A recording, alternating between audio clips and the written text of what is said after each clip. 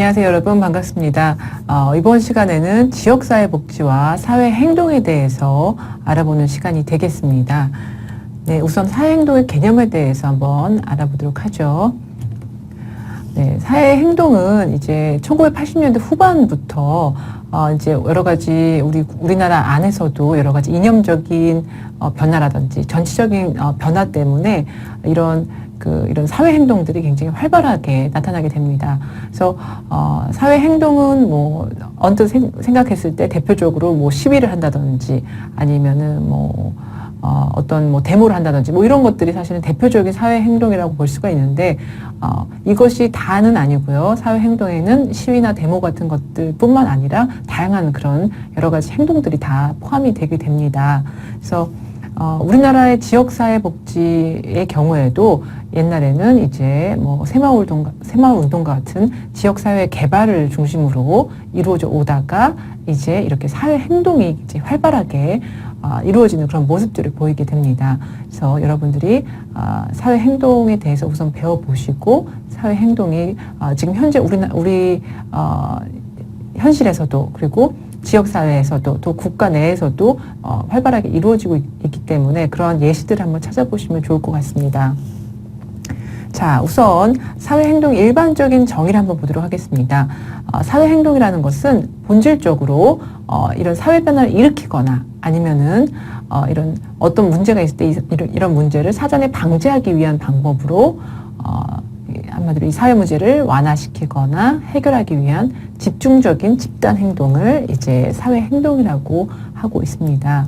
그래서 지역 사회에서의 사회 행동은 이제 지역 주민들의 생활에 영향을 미친 여러 가지 중요한 결정에 대해서 주민들의 통제력, 한마디로 주민들의 그런 의견이나 이런 의사라든지 이런 것들이 좀 더 잘 반영되게끔 이런 통제력을 향상시키기 위한 집단적인 노력을 사회 행동이라고 하고 있습니다. 그래서 어떤 막강한 뭔가 권력이라든지 어떤 파워를 가진 집단에 대해서 지역 주민들이 단합해서 우리도 이렇게 단합해서 이런 힘을 갖고 있다 이런 것을 보여줌으로써 좀 더 지역 주민들에게 유리한 결정이 도래할 수 있도록 하는 그런 파당적인 행동을 사회 행동이라고 보시면 되겠습니다. 자, 그러면 지역사회에서 사회행동의 전략에 대해서 한번 알아보겠습니다. 이 사회행동의 전략에는 여러 가지가 있을 수 있는데요. 예를 들어서 대상 집단을 이기기 위한 그런 힘의 전략이라든지 아니면은 합법성을 이렇게 확보하기 위한 전략이라든지 아니면 타 조직과 협력을 하는 그런 전략들이 있습니다. 한번 차근차근 보도록 하죠. 자, 우선 첫 번째로는 이런 대상 집단을 이기기 위한 힘의 전략이 있습니다. 그래서 이것은 이제 우선 사회 행동 자체가 사회 행동을 하는 그런 집단과 그리고 다른 집단, 사실 적대시 되는 그 집단이죠. 다른 그 대상이 되는 집단 간에 이 두 집단 간에 힘겨루기를 하는 것이 사회 행동이라는 겁니다. 그래서 이 상대방, 그러니까 적대 집단이죠. 그 상대 집단의 힘을 약화시키거나 아니면 우리에게 유리한 방향으로 활용하는 힘의 전략이 포함이 되어야 된다는 것입니다. 이것이 이제 대상 집단을 이기기 위한 힘의 전략이라고 볼 수가 있습니다. 그래서 이제 여기서 이 활용하는 힘의 전략이 있어야 된다고 하는데요. 이 힘의 전략이라는 것은 이제 시위나 집회를 통해서 이제 그 일반 대중들한테 우리가 이런 문제를 가지고 있다, 이런 문제의 심각성이라든지 문제의 중요성 같은 것을 알리고 그리고 정부 당국이라든지 아니면 국회, 그러니까 지방의회죠. 여기에서 이 문제를 논의하게끔 해서 적절한 결정을 내리게끔 할 수 있도록 이렇게 힘을 과시하는 것들이 이제 힘의 전략이라고 보시면 됩니다. 자, 그래서 이제 이렇게 사회 행동을 성공적으로 이제 전개하기 위해서는 이제 이 여러 가지 힘들이 있는데 이 힘의 어떤 원천에 의존해야 하는 것인지를 결정하는 것이 굉장히 중요합니다. 그래서 사회 행동의 힘의 원천에는 이제 정보력도 있을 수 있고요, 동원력도 있을 수 있고, 피해를 입힐 수 있는 잠재력, 약점을 이용한 수치심을 자극하는 것, 그리고 대상 집단에 대한 힘의 향사, 이런 여러 가지 힘의 원천들이 있을 수가 있습니다. 자, 우선 첫 번째는 정보력인데요.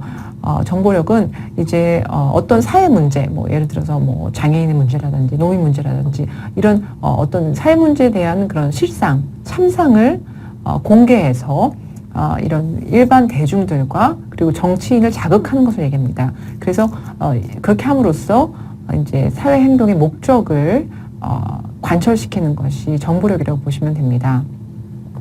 그래서 이제 이런 지역 사회 내에서 발생하고 있는 문제에 대한 지식을 정부 당국이나 지방자치단체, 전문가와 관련 당사자에게 제공할 수 있는 힘을 말을 합니다. 그래서 우리가 지금 현재 이런 어려움이 있습니다. 이런 어려움이 있으니 이렇게 그리고 이렇게 그래서